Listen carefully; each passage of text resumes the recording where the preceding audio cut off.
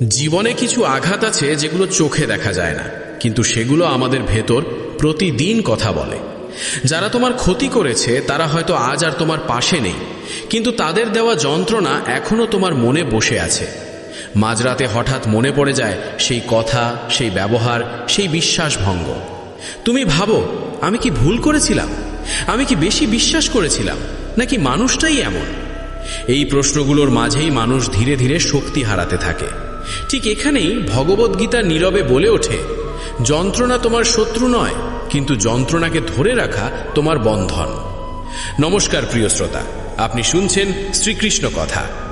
আজকের এই কথোপকথনে আমরা এমন এক বিষয় নিয়ে কথা বলবো যেটা প্রায় সব মানুষের জীবনের সাথে গভীরভাবে জড়িত। যারা আমাদের ক্ষতি করেছে, ইচ্ছায় বা অনিচ্ছায়, তাদের নিয়ে আমাদের মন কি করে, আর সেই মনকে শান্ত করতে ভগবদ্গীতা কি উপদেশ দেয়। এই ভিডিওটি যদি আপনার জীবনের কোনো না কোনো ঘটনার সাথে মিলে যায়, তাহলে শ্রীকৃষ্ণ কথা চ্যানেলটিকে সাবস্ক্রাইব করুন, ভিডিওটিকে লাইক করুন, শেয়ার করুন, আর এই কথাগুলোকে মানুষের কাছে পৌঁছে দিয়ে ভিডিওটিকে হাইপ করুন।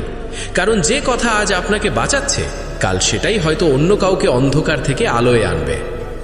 মানুষ যখন কারো দ্বারা ক্ষতিগ্রস্ত হয়, তখন প্রথম যে অনুভূতিটা আসে সেটা রাগ নয়, হতাশা। গীতা বলে, হতাশা জন্মায় প্রত্যাশা থেকে। তুমি যাকে বিশ্বাস করেছিলে, যার কাছে নিজেকে খুলে দিয়েছিলে, সেই মানুষটাই যখন ক্ষতি করে, তখন কষ্টটা দ্বিগুণ হয়। কারণ সেখানে শুধু আঘাত নয়, অপমানও থাকে। শ্রীকৃষ্ণ বলেন, প্রত্যাশা মানেই বন্ধন। তুমি যত বেশি প্রত্যাশা করো, তত বেশি কষ্ট পাওয়ার সুযোগ তৈরি করো। এর মানে এই নয় যে কাউকে বিশ্বাস করা ভুল, বরং এর মানে হলো বিশ্বাসের ফলাফল নিজের হাতে না রেখে ঈশ্বরের হাতে ছেড়ে দিতে শেখা। আমরা প্রায়ই ভাবি যে মানুষটা আমাদের ক্ষতি করেছে সে আমাদের শত্রু, কিন্তু গীতা খুব গভীরভাবে বলে, তোমার আসল শত্রু বাইরে নয়, ভেতরে। রাগ, ঘৃণা, প্রতিশোধের আগুন, এগুলোই মানুষের শান্তি কেড়ে নেয়। যে মানুষটা তোমার ক্ষতি করেছে সে হয়তো তার জীবন নিয়ে এগিয়ে গেছে, কিন্তু তুমি যদি সেই আঘাত বয়ে নিয়ে চলো, তাহলে আসলে কে কষ্ট পাচ্ছে? শ্রীকৃষ্ণ বলেন যে অন্যের ভুলকে বয়ে বেড়ায় সে নিজের বর্তমানকে বিষাক্ত করে তোলে। মানুষ প্রতিশোধ নিতে চায় কারণ তার মনে হয় এতে সে শক্তিশালী হবে, কিন্তু গীতা বলে প্রতিশোধ কখনো শক্তি নয়, এটা দুর্বলতার প্রকাশ। কারণ প্রতিশোধ মানে তুমি এখনো সেই মানুষটার নিয়ন্ত্রণে আছো। সে তোমার চিন্তা নিয়ন্ত্রণ করছে, তোমার অনুভূতি নিয়ন্ত্রণ করছে। শ্রীকৃষ্ণ মানুষকে মুক্ত হতে শেখান, জিততে নয়। তিনি বলেন, ক্ষমা মানে অন্যায়কে সমর্থন করা নয়, ক্ষমা মানে নিজের মনকে মুক্ত করা। অনেকেই প্রশ্ন করে, যদি আমরা ক্ষমা করি তাহলে কি অন্যায় বেড়ে যাবে না? গীতা এখানে খুব স্পষ্ট। ক্ষমা মানে নীরব থাকা নয়, ক্ষমা মানে প্রতিশোধের আগুনে নিজেকে না পোড়ানো। তুমি নিজের সীমা ঠিক করতে পারো, দূরত্ব রাখতে পারো, কিন্তু ঘৃণা বুকে পুষে রাখার দরকার নেই, কারণ ঘৃণা সবচেয়ে আগে তোমাকেই শেষ করে। শ্রীকৃষ্ণ বলেন, প্রত্যেক মানুষ তার কর্ম নিয়ে এসেছে এবং প্রত্যেক মানুষ তার কর্মের ফল ভোগ করবে। তুমি বিচারক নাও, তুমি যোদ্ধাও নাও, তুমি কেবল তোমার কর্মের অধিকারী। যারা তোমার ক্ষতি করেছে তাদের কর্মের ফল তারা পাবে, তোমার প্রতিশোধের মাধ্যমে নয়, বরং সময়ের মাধ্যমে। এই বিশ্বাসটাই মানুষের কাঁধ থেকে সবচেয়ে ভারী বোঝা নামিয়ে দেয়। মানুষ যখন বারবার আঘাত পায়, তখন সে নিজেকে প্রশ্ন করতে শুরু করে, আমি কি দুর্বল?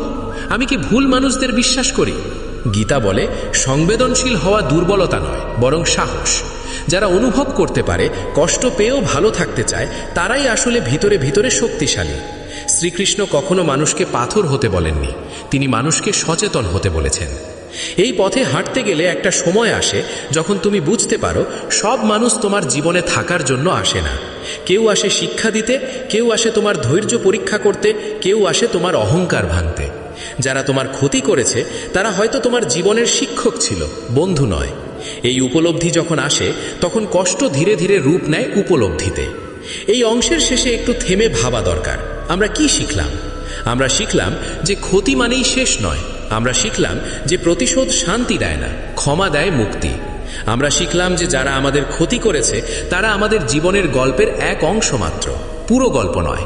আর সবচেয়ে বড় শিক্ষা, নিজের মনকে শান্ত রাখাই জীবনের সবচেয়ে বড় বিজয়। যখন মানুষ ক্ষত নিয়ে বেঁচে থাকে, তখন সে বাইরে হাসলেও ভেতরে ভেতরে একটা প্রশ্ন বারবার ঘুরতে থাকে, আমি কেন? শ্রীকৃষ্ণ এই প্রশ্নটাকে খুব গভীরভাবে দেখেছেন। গীতা বলে, জীবনে যা ঘটে তার সব কিছুর কেন্দ্র তুমি নও। সব ঘটনা তোমাকে কষ্ট দেওয়ার জন্য ঘটে না, অনেক ঘটনা তোমাকে পরিণত করার জন্য ঘটে। যারা তোমার ক্ষতি করেছে তারা হয়তো নিজের অজ্ঞানতা, নিজের লোভ, নিজের ভয় থেকে কাজ করেছে। কিন্তু তুমি যদি সেই কাজকে নিজের পরিচয় বানিয়ে নাও, তাহলে তাদের ভুল তোমার জীবন নিয়ন্ত্রণ করতে শুরু করে। মানুষ প্রায়ই বলে আমি ভুলতে পারছি না, কিন্তু গীতা বলে ভুলে যাওয়া কোনো আদেশ নয়, এটা একটা প্রক্রিয়া। শ্রীকৃষ্ণ মানুষকে জোর করে ভুলতে বলেননি, তিনি বুঝতে বলেছেন। বুঝতে পারলে স্মৃতি তার ধারালো দিক হারায়।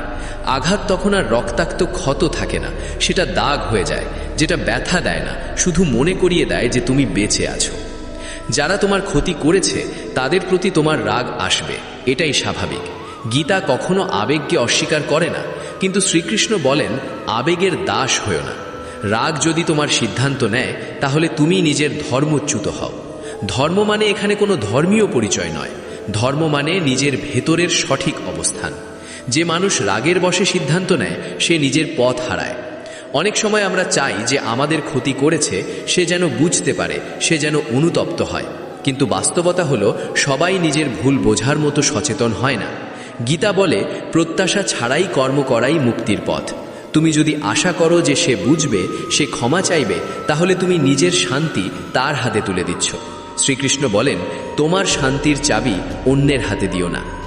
মানুষের জীবনে সবচেয়ে কঠিন কাজগুলোর একটি হলো ন্যায় আর শান্তির মধ্যে ভারসাম্য রাখা। অনেকেই মনে করে যদি আমি শান্ত থাকি তাহলে অন্যায় মেনে নিচ্ছি, কিন্তু গীতা বলে শান্ত থাকা আর নীরব থাকা এক জিনিস নয়। তুমি অন্যায়ের বিরুদ্ধে দাঁড়াতে পারো, সীমা টানতে পারো, প্রয়োজন হলে দূরে সরে যেতে পারো, কিন্তু হৃদয়ে বিষ জমিয়ে রাখার দরকার নেই, কারণ বিষ শেষ পর্যন্ত যাকে মারে সে অন্য কেউ নয়, তুমি নিজেই। শ্রীকৃষ্ণ বলেন প্রতিটি মানুষ তার চেতনা স্তরের অনুযায়ী কাজ করে। যে মানুষ তোমার ক্ষতি করেছে সে হয়তো তখন অন্ধকারে ছিল।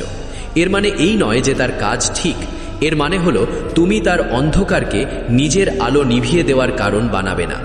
আলো জ্বালিয়ে রাখাই আসল ধর্ম। মানুষ যখন দীর্ঘদিন কষ্ট বয়ে নিয়ে চলে তখন তার ভেতরে একটা ক্লান্তি জন্মায়। সে আর কাউকে বিশ্বাস করতে চায় না, সে ভাবে সবাই একই রকম। গীতা এখানে সতর্ক করে দেয় একজনের কাজ দিয়ে সমগ্র মানব জাতিকে বিচার করো না। যদি তুমি বিশ্বাস হারাও তাহলে ক্ষতি করা মানুষ শুধু তোমাকে আঘাত দেয়নি, তোমার ভবিষ্যৎ সম্পর্কগুলোকেও বিষাক্ত করেছে। শ্রীকৃষ্ণ বলেন বুদ্ধি দিয়ে দরজা বেছে নাও, কিন্তু হৃদয়কে পুরোপুরি বন্ধ করো না।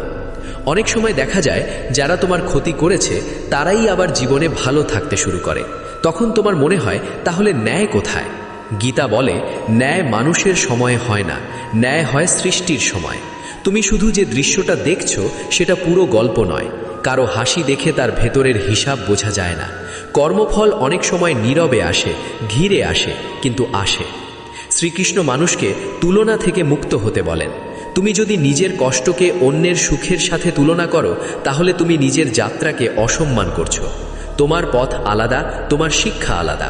যারা তোমার ক্ষতি করেছে তারা তোমার পথের মাইল ফলক হতে পারে, কিন্তু গন্তব্য নয়। এই পর্যায়ে এসে গীতা একটা খুব গভীর কথা বলে, তুমি যদি কাউকে ক্ষমা করো সেটা তার জন্য নয়, তোমার জন্য।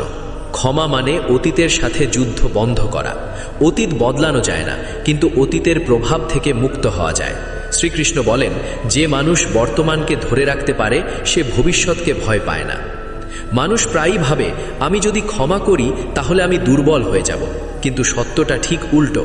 ক্ষমা করতে শক্ত লাগে, নিজের অহংকারকে সরিয়ে রাখতে সাহস লাগে। প্রতিশোধ সহজ, ক্ষমা কঠিন। আর কঠিন পথটাই গীতা মানুষকে দেখায়, কারণ সেই পথেই মুক্তি আছে। যখন তুমি ধীরে ধীরে এই উপলব্ধিতে পৌঁছাও তখন একটা পরিবর্তন ঘটে। তুমি আর বারবার সেই ঘটনার কথা ভাবো না, মনে পড়লেও বুক ভারী হয় না। তুমি বুঝতে পারো আমি এই অভিজ্ঞতার চেয়েও বড়। যারা তোমার ক্ষতি করেছে তারা তোমার গল্পের একটা অধ্যায়, পুরো বই নয়। এই অংশের শেষে আবার একটু থামা দরকার। আমরা কি শিখলাম? আমরা শিখলাম যে রাগ স্বাভাবিক, কিন্তু রাগে বাস করা অস্বাভাবিক। আমরা শিখলাম যে ক্ষমা দুর্বলতা নয়, এটা আত্মমুক্তি। আমরা শিখলাম যে ন্যায় সময় নেয়, কিন্তু সচেতনতা এখনই আসে। আর সবচেয়ে গুরুত্বপূর্ণ শিক্ষা, নিজের শান্তিকে রক্ষা করা মানেই শ্রীকৃষ্ণের পথে হাঁটা। একটা সময় আসে যখন মানুষ বুঝতে পারে ক্ষতি শুধু বাইরে থেকে আসে না, ক্ষতি অনেক সময় ভেতর থেকেও বাড়তে থাকে। যারা তোমার ক্ষতি করেছে তাদের স্মৃতি যদি তুমি প্রতিদিন বয়ে নিয়ে চলো, তাহলে তারা আর শুধু অতীতের মানুষ থাকে না, তারা বর্তমানের অংশ হয়ে যায়। গীতা এই জায়গায় খুব কঠিন কিন্তু সত্য কথা বলে। শ্রীকৃষ্ণ বলেন, তুমি যা চিন্তা করো ধীরে ধীরে তুমি তাই হয়ে ওঠো। যদি তুমি সারাক্ষণ আঘাত, অপমান আর প্রতিশোধের কথা ভাবো, তাহলে তোমার চেতনাও সেই রকম হয়ে যাবে। তখন তোমার সামনে ভালো কিছু এলেও তুমি সেটা গ্রহণ করতে পারবে না। মানুষ প্রায়ই ভাবে আমি ভুলিনি কারণ আমি শক্ত, কিন্তু অনেক সময় ভুলে না পারা শক্তির লক্ষণ নয়, বরং আসক্তির লক্ষণ। শ্রীকৃষ্ণ আসক্তিকে খুব সূক্ষ্মভাবে ব্যাখ্যা করেছেন। আসক্তি শুধু ভালো জিনিসের সাথে হয় না, কষ্টের সাথেও হয়। তুমি যদি নিজের কষ্টকে পরিচয় বানিয়ে নাও, তাহলে তুমি সেটাকে ছাড়তে ভয় পাবে, কারণ তখন মনে হবে এটা ছেড়ে দিলে আমি কি থাকব। গীতা বলে, তুমি কষ্ট নও, তুমি কষ্টের সাক্ষী। যারা তোমার ক্ষতি করেছে তাদের প্রতি অনেক সময় ঘৃণা নয়, গভীর দুঃখ জমে থাকে। তুমি ভাবো, যদি সে এমন না করত তাহলে জীবনটা অন্যরকম হতো। এই যদি কিন্তু চিন্তায় মানুষকে আটকে রাখে। শ্রীকৃষ্ণ বলেন, অতীতের সম্ভাবনা নিয়ে বর্তমান নষ্ট করো না। যা হয়েছে তা হয়ে গেছে, এখন তোমার হাতে শুধু এই মুহূর্ত। এই মুহূর্তকে যদি তুমি দুঃখে ঢেকে রাখো, তাহলে ভবিষ্যৎও সেই রঙেই রঙিন হবে। গীতা মানুষকে বাস্তববাদী হতে শেখায়। এখানে কেউ বলছে না যে তুমি কষ্ট পাওনি বা অন্যায় হয়নি। গীতা শুধু এটুকুই বলে, অন্যায়ের ভার তোমার কাঁধে নিয়ে চলার দরকার নেই। যে মানুষ তোমার ক্ষতি করেছে সে তার কর্মের দায় বহন করবে। তুমি যদি সেই দায় নিজের ঘাড়ে নাও, তাহলে তুমি নিজের জীবনকে অকারণে ভারী করছো। একটা বড় ভুল আমরা করি, আমরা ভাবি ক্ষমা মানে আবার আগের মতো সম্পর্ক রাখা। কিন্তু শ্রীকৃষ্ণ বলেন, ক্ষমা আর বুদ্ধি আলাদা জিনিস নয়। তুমি ক্ষমা করতে পারো, কিন্তু আবার নিজেকে একই জায়গায় দাঁড় করানো বাধ্যতামূলক নয়। গীতা মানুষকে অন্ধ হতে বলেনি, সচেতন হতে বলেছে। শিক্ষা নিয়ে এগিয়ে যাওয়াই আসল প্রজ্ঞা। অনেক মানুষ আছে যারা ক্ষমা করতে চায় কিন্তু পারে না, কারণ তাদের মনে হয় আমি ক্ষমা করলে আমার কষ্টের মূল্য থাকবে না। এখানে শ্রীকৃষ্ণ খুব সুন্দরভাবে বোঝান, কষ্টের মূল্য প্রতিশোধে নয়, উপলব্ধিতে। তুমি যা শিখেছ, যা বুঝেছ, সেটাই তোমার কষ্টের আসল ফল। যদি তুমি সেই শিক্ষা গ্রহণ করো, তাহলে কষ্ট বৃথা যায় না। যারা তোমার ক্ষতি করেছে তারা হয়তো তোমাকে ভেঙে দিতে চেয়েছিল, অথবা নিজের সুবিধার জন্য ব্যবহার করেছিল। কিন্তু গীতা বলে, কেউ তোমাকে ভাঙতে পারে না যদি তুমি নিজে ভেঙে পড়তে না চাও। বাহ্যিক আঘাত মানুষকে দুর্বল করে না, ভেতরের অসচেতনতা করে। যখন তুমি সচেতন হও, তখন একই ঘটনা তোমাকে আর আঘাত করতে পারে না।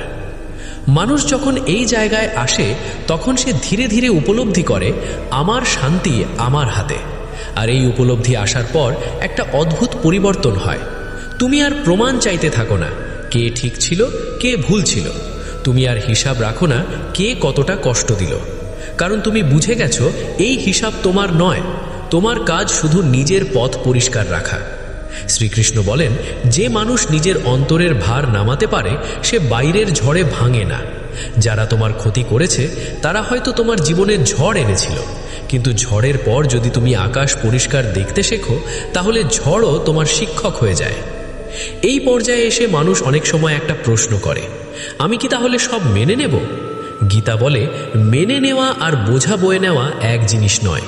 তুমি বাস্তবতাকে মেনে নাও, কিন্তু দুঃখকে আঁকড়ে ধরো না। তুমি শিক্ষা নাও, কিন্তু যন্ত্রণা জমিয়ে রেখো না। এই পার্থক্যটাই মানুষকে মুক্ত করে। এখানে দাঁড়িয়ে আবার একটু থামা দরকার। আমরা কি শিখলাম? আমরা শিখলাম যে কষ্টকে পরিচয় বানালে মুক্তি আসে না। আমরা শিখলাম যে ক্ষমা মানে বুদ্ধিহীনতা নয়, বরং সচেতন সিদ্ধান্ত। আমরা শিখলাম যে অতীতের বোঝা নামিয়ে রাখাই বর্তমানকে বাঁচানোর একমাত্র পথ। আর সবচেয়ে বড় শিক্ষা, শান্তি বাইরে নেই, শান্তি নিজের ভেতরেই তৈরি করতে হয়। এক সময় আসে যখন মানুষ আর প্রশ্ন করে না, কেন আমার সাথে এমন হলো? তখন প্রশ্নটা বদলে যায়, এই অভিজ্ঞতা আমাকে কি শিখিয়ে গেল? গীতা বলে, প্রশ্ন বদলানো মানেই চেতনার স্তর বদলানো। যারা তোমার ক্ষতি করেছে তারা তোমার জীবনে যে দাগ রেখে গেছে, সেই দাগ যদি তুমি উপলব্ধিতে রূপান্তর করতে পারো, তাহলে কষ্ট আর কষ্ট থাকে না, তা হয়ে ওকে পথচিহ্ন। মানুষের সবচেয়ে বড় ভুলগুলোর একটি হলো সে ভাবে সময় সবকিছু ঠিক করে দেবে। কিন্তু শ্রীকৃষ্ণ বলেন, সময় কিছুই ঠিক করে না, সচেতনতা ঠিক করে। যদি তুমি সময়ের সাথে সাথে শুধু কষ্ট জমাতে থাকো তাহলে বছর পেরোলেও মন হালকা হবে না। কিন্তু যদি তুমি আজ বুঝতে শুরু করো, আজ নিজের দায়িত্ব নাও, তাহলে সময় তোমার সহায়ক হয়ে ওঠে। যারা তোমার ক্ষতি করেছে তারা সময়ের সাথে দূরে যেতে পারে, কিন্তু যদি তুমি সচেতন না হও তাদের ছায়া তোমার মনের ভেতর থেকেই যাবে। অনেক মানুষ আছে যারা বাইরে থেকে খুব শান্ত দেখায়, কিন্তু ভেতরে ভেতরে তারা লড়াই করে। তারা হাসে, কাজ করে, সংসার সামলায়, কিন্তু একা হলে বুক ভারী হয়ে আসে। গীতা এই নীরব কষ্টকে খুব গুরুত্ব দেয়। শ্রীকৃষ্ণ বলেন, যে কষ্ট প্রকাশ পায় না সেটাই সবচেয়ে ভারী, কারণ সেটা কেউ দেখতে পায় না, কেউ ভাগও করে না। তাই গীতা মানুষকে নিজের সাথে সৎ হতে বলে। নিজের কষ্টকে স্বীকার করো, লুকিও না। যারা তোমার ক্ষতি করেছে তাদের কথা মনে পড়লে যদি আজও চোখ ভিজে যায়, তার মানে তুমি দুর্বল নও, তার মানে তুমি এখনো অনুভব করতে পারো। অনুভব করার ক্ষমতা হারানোই আসল হার। শ্রীকৃষ্ণ মানুষকে অনুভূতিহীন হতে বলেননি, তিনি বলেছেন অনুভূতির ওপরে দাঁড়াতে শেখো। অনুভূতি আসবে, যাবে, কিন্তু তুমি তার মধ্যে ডুবে যাবে না। একটা গভীর সত্য হলো, অনেক সময় আমরা যে মানুষদের দ্বারা সবচেয়ে বেশি ক্ষতিগ্রস্ত হই তারাই আমাদের সবচেয়ে বড় শিক্ষা দেয়। যদি তারা না থাকতো হয়তো আমরা এতটা সচেতন হতাম না, এতটা গভীরভাবে নিজেকে চিনতাম না। গীতা বলে, আলো সবসময় আরামদায়ক জায়গা থেকে আসে না, অনেক সময় আলো আসে ভাঙনের মধ্য দিয়ে। মানুষ যখন এই উপলব্ধিতে পৌঁছায় তখন তার চোখে দুনিয়াটা একটু বদলে যায়। সে আর কাউকে দেবতা বা দানব বানায় না, সে বুঝতে শেখে সব মানুষই অসম্পূর্ণ। কেউ তার অসম্পূর্ণতা দিয়ে ক্ষতি করে, কেউ চুপ করে সহ্য করে, কিন্তু কেউই সম্পূর্ণ নয়। এই উপলব্ধি ঘৃণার জায়গায় সহানুভূতি আনে। সহানুভূতি মানে কাছে যাওয়া নয়, সহানুভূতি মানে বোঝা। শ্রীকৃষ্ণ বলেন, বোঝা মানেই সমর্থন করা নয়। তুমি বুঝতে পারো কেন কেউ এমন করেছে, কিন্তু সেটাকে ঠিক বলতে হবে এমন নয়। এই পার্থক্যটাই গীতা শেখায়। কারণ বোঝা ছাড়া মুক্তি আসে না, আর সীমা ছাড়া আত্মসম্মান থাকে না। যখন তুমি ধীরে ধীরে নিজের মনের ভার নামাতে শুরু করো তখন একটা অদ্ভুত শান্তি আসে। সেই শান্তি চিৎকার করে না, দাবি করে না, সেটা নীরব, গভীর, স্থির। তখন যারা তোমার ক্ষতি করেছে তাদের নাম শুনলেও তোমার বুক কেঁপে ওঠে না। তুমি তাদের জন্য খারাপ চাও না, আবার ভালো চাও বলেও নিজেকে বাধ্য করো না। তুমি শুধু নিরপেক্ষ হয়ে যাও, আর নিরপেক্ষতা মানেই আসল মুক্তি।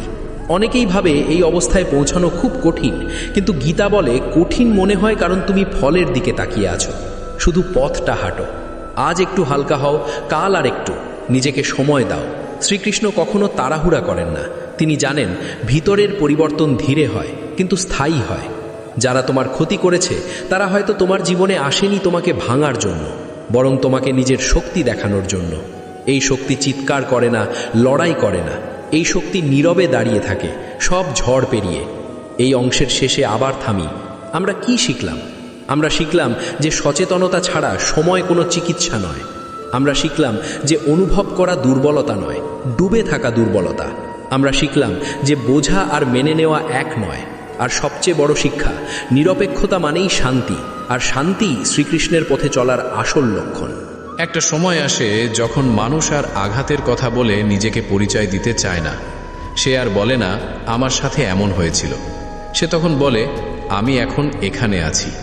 এই এখনে আসাটাই গীতার সবচেয়ে বড় শিক্ষা। শ্রীকৃষ্ণ বলেন, যে মানুষ বর্তমানকে ধরে রাখতে পারে সে অতীতের বন্দী থাকে না।